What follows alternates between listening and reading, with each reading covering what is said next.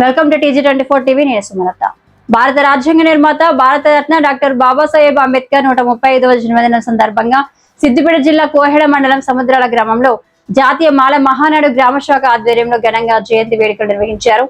ఈ కార్యక్రమానికి ముఖ్య అతిథిగా జాతీయ మాల మహానాడు సిద్దిపేట జిల్లా బాధ్యులు ఆర్ఏ కిషోర్ హాజరై స్థానికులతో అంబేద్కర్ చిత్రపటానికి పూలమాలలు వేసి ఘనంగా నివాళులర్పించారు.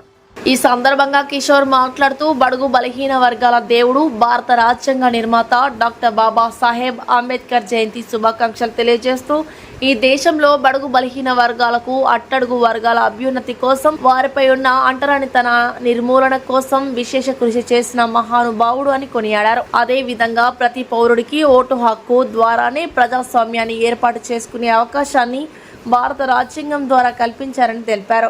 ఈ కార్యక్రమంలో మహిళా సోదరీమణులు, పిల్లాపాపలు, గ్రామస్తులు పాల్గొన్నారు.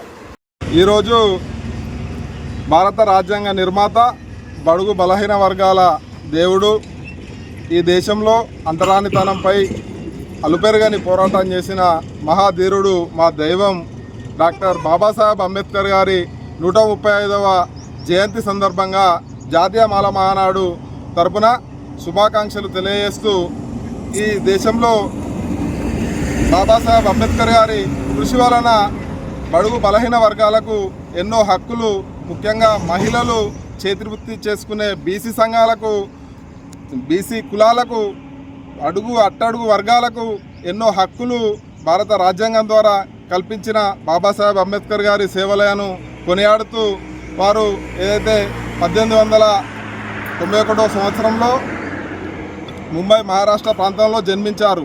వారు చిన్నతనం నుండే అనేక ఆటుపోట్లను ఎదుర్కొని, అంటరానితనాన్ని ఎదుర్కొని, దీనికి విద్య ఒకటే సరైన మార్గం అని ఎంచుకొని విద్య ద్వారానే ఏదైనా సాధించగలమని తను పై చదువుల కోసం బరోడా మహారాజు సాయంతో లండన్కు వెళ్ళి అనేక మాస్టర్స్ దగ్గర 64 సబ్జెక్టులలో మాస్టర్స్ డిగ్రీ పొంది డాక్టర్గా తిరిగి వచ్చారు. అక్కడ లండన్ స్కూల్ ఆఫ్ ఎకనామిక్స్లో తన యొక్క కోర్సును 8 ఏళ్ల కోర్సును 2 ఏళ్లలోనే పూర్తి చేసి తొలి భారతీయుడు, ప్రపంచంలోనే మొట్టమొదటి వ్యక్తిగా అక్కడ చరిత్ర సృష్టించి విజ్ఞానాన్ని సంపాదించాడు. లండన్, అమెరికా లాంటి దేశాల పార్లమెంట్లలో, వారి విశ్వవిద్యాలయాల్లో డాక్టర్ బాబాసాహెబ్ అంబేద్కర్ గారి కాంస్య విగ్రహాలను పెట్టుకొని జ్ఞానానికి ప్రతీకగా, నాలెడ్జ్ ఆఫ్ సింబల్గా కొలుస్తూ ఉంటారు. ఈరోజు ప్రపంచ ఐక్యరాజ్య సమితి కూడా అంబేద్కర్ జయంతిని ప్రపంచ విజ్ఞాన దినంగా జరుపుకుంటుంది. కానీ మన దౌర్భాగ్యం ఏంటంటే భారతదేశంలో అంబేద్కర్ గారికి తగినంత గౌరవం లభించకపోవడం, తనని ఒక కులానికే పరిమితం చేసి కొంత చిన్నగా చూడడం జరుగుతుంది.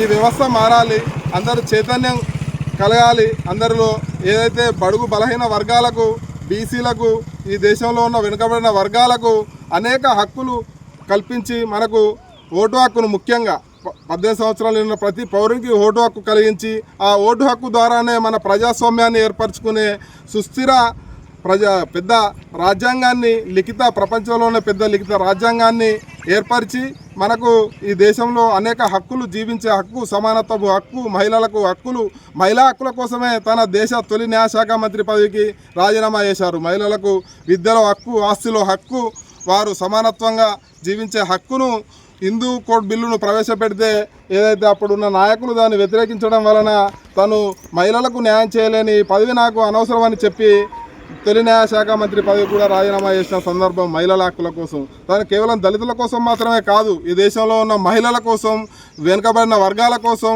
అనేక కార్మిక చట్టాలు తెచ్చాడు. తను పని వేళలను తగ్గిస్తూ సరైన వేతనం వేయాలని ఈ అందరి కోసం కృషి చేసిన అంబేద్కర్ గారిని ఈ దేశం కూడా కొనియాడి తన యొక్క ఘనతను, అతను విశ్వమానవుడు, ప్రపంచ మానవుడు కాబట్టి తన జయంతిని దేశవ్యాప్తంగా ప్రజలు సుఖ సంతోషాలతో జరుపుకొని తన సేవలను గుర్తించాలని ఇప్పటికైనా తెలియజేస్తున్నాము. మాల మహానాడు తరపున జై భీమ్. హాయ్ అండి, నేను మీ Satyasri. Please do subscribe TG24 TV.